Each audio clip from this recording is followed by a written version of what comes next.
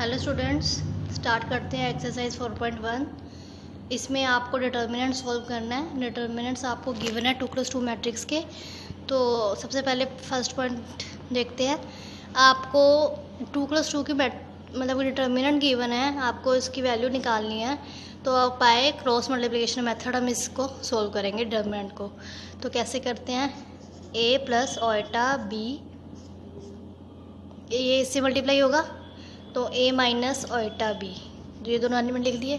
और मैंने आपको प्रीवियस वीडियो में बताया था, यहाँ से जब यहाँ पे जाते हैं तो माइनस निशान आता है, माइनस के साइन लिख दिया। और यहाँ से यहाँ पे जब मल्टीप्लाई होएगी तो माइनस ब्रैकेट के साथ माइनस के c प्लस ओएटा d, और यहाँ पर c प्लस ओएटा d, यहाँ पे हमने ये एक ब्रैकेट में कर लिए। ठीक है, ये माइनस फॉर्मूले का है, बाकी ये इसमें से लिया हुआ है क्वेश्चंस में से ही। ठीक है, अब हम इनको सोल्व करते हैं, देखते हैं सोल्व करके क्या आता है। a plus B, a minus B, आपको फार्मूला पता होगा, a square minus B square होता है। नहीं पता तो लिख लीजिए, यहाँ पे मैं फार्मूला लिख देती हूँ, a प्लस बी और a माइनस बी का यहाँ फार्मूला होता है a square minus B square. ठीक है, तो हम ये फार्मूला लगा रहे हैं, जब एक जगह प्लस हो एक जगह माइनस हो और a और b की वैल्यू सेम हो तो हम a square minus B square formula लगाते हैं।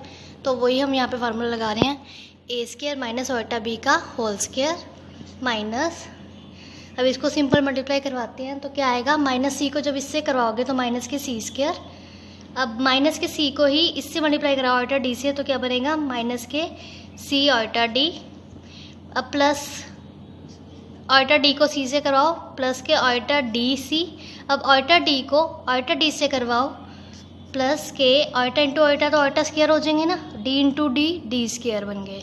ठीक है, नेक्स्ट स्टेप, ए स्क्वायर माइनस ओएटा स्क्वायर, अब ओएटा का भी स्क्वायर होगा और यहाँ पर बी का भी स्क्वायर होगा। ओएटा आपने +1 में पढ़ा होगा, ओएटा एक कम्प्लेक्स वैल्यू है, इमेजिनरी वैल्यू हम इसको कहते हैं।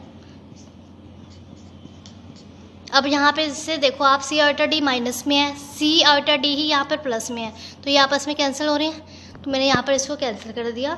यहाँ बचे माइनस के सी स्क्वायर, वहाँ पर बचा है प्लस के ओएटा स्क्वायर डी स्क्वायर। ठीक है, और आपको +1 में आपने करा होगा ओएटा स्क्वायर की वैल्यू -1 होती है। ठीक है, तो वो वैल्यू हम यहाँ पे पुट करते हैं, ओएटा स्क्वायर की वैल्यू -1, ओएटा स्क्वायर की वैल्यू -1 है ना, पुट करते हैं तो माइनस माइनस प्लस पड़े हैं, प्लस बन गए। अब यहाँ पर माइनस के सी स्क्वायर, यहाँ पर भी ओएटा स्क्वायर की वैल्यू मैं अभी पुट करती हूँ -1, जब -1 पुट करती हूँ तो प्लस और माइनस माइनस बन गए, माइनस के डी स्क्वायर। नेक्स्ट देखिए, A square plus B square minus minus plus के C square, minus minus bracket खोल दी ना, जब ब्रैकेट ओपन करते हैं तो निशान चेंज हो जाते हैं, माइनस के माइनस प्लस बन गई, माइनस और माइनस यहाँ पे भी प्लस बन गए, तो प्लस के डी स्क्वायर।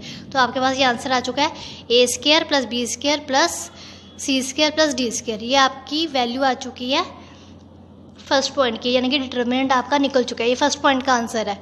अब सेकंड पॉइंट का आंसर देखो, इसको हम कैसे सोल्व करेंगे, ये तो बहुत आसान क्वेश्चन है, इसको भी आपने डिटर्मिनेंट सोल्व करना है, इसको इससे मल्टीप्लाई करना है। कैसे करेंगे, यानी कि क्रॉस मल्टीप्लिकेशन मेथड ही लगाएंगे डिटर्मिनेंट सोल्व करने का।